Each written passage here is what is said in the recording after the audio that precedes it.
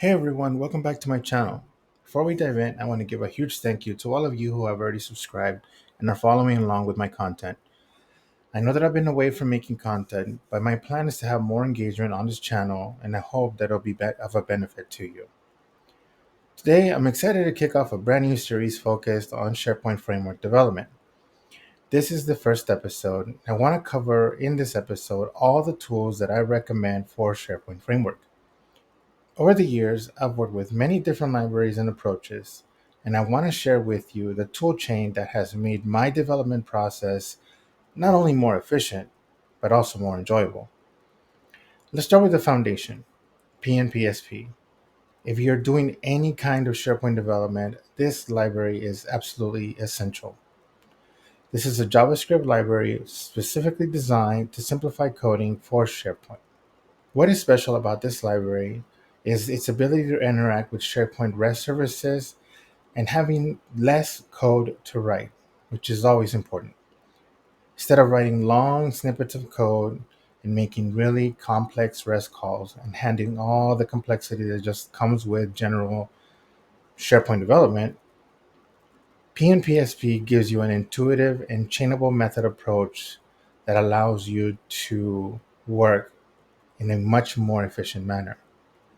Finally, it's community driven, which means it's continuously being updated and improved by the SharePoint community. The next tool that I want to talk about is SWR. This one for me is a game changer for data handling. SWR stands for Stale While Revalidate, which is a strategy for efficient data fetching and caching. How does it work? SWR provides a React hook for loading and updating data seamlessly. It first returns cached data. That's the stale part. Then fetches the fresh data in the background from the source. That's the validate part. That's basically what's pulling the information from SharePoint. And this ensures that your users always see something immediately while getting the most up to date information from the source.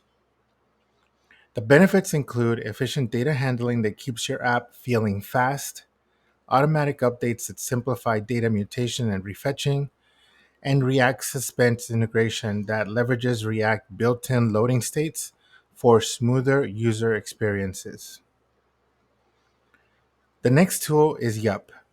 This tool is used for validation. I rely heavily on Yup.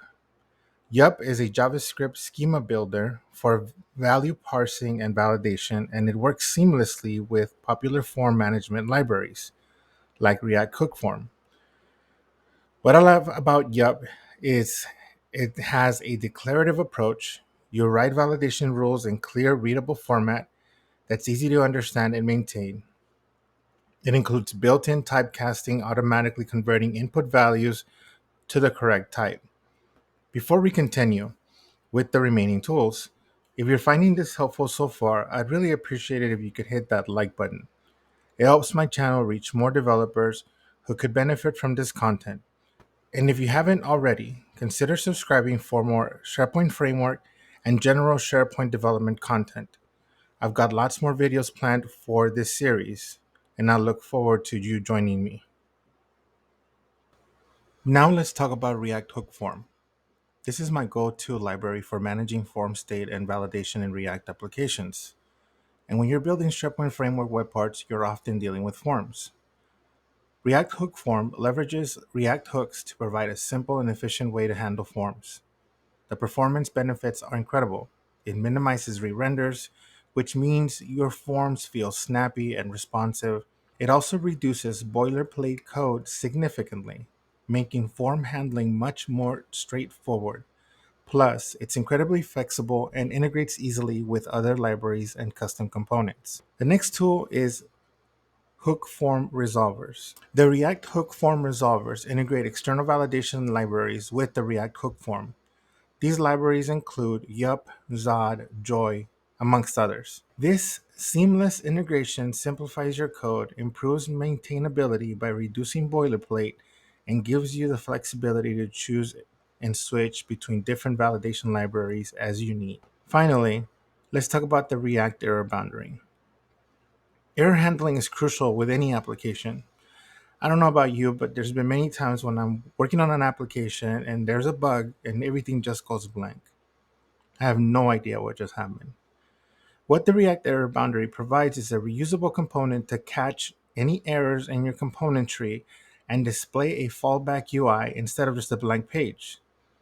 This will improve your user's experience dramatically. It also has the ability to capture and log any errors for easier debugging.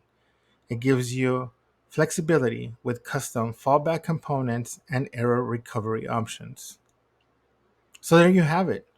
These are my recommended tools when dealing with SharePoint Framework development.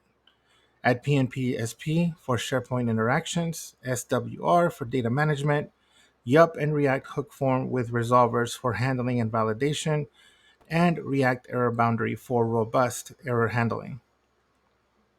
My approach with these tools is to create a generic web part that we can encompass many different use cases, making it more reusable and valuable across different projects and scenarios. Now, I'd really like to hear from you. If you found this video helpful, please let me know in the comments below. And here's where I really would like your input.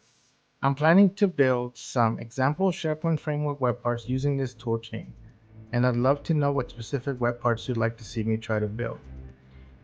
What use cases you are working on, what challenges you are facing. Drop any ideas in the comments below, because I'm always looking for real-world scenarios to tackle.